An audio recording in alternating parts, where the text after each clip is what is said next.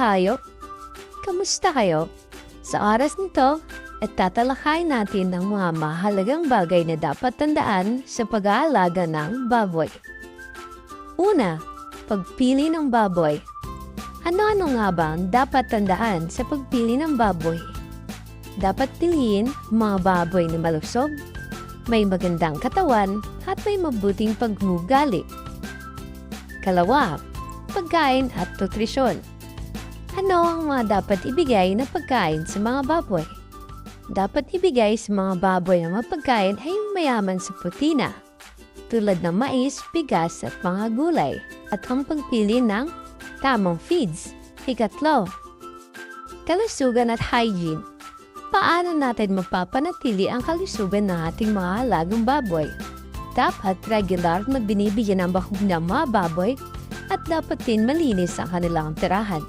Maraming salamat sa inyong panunood.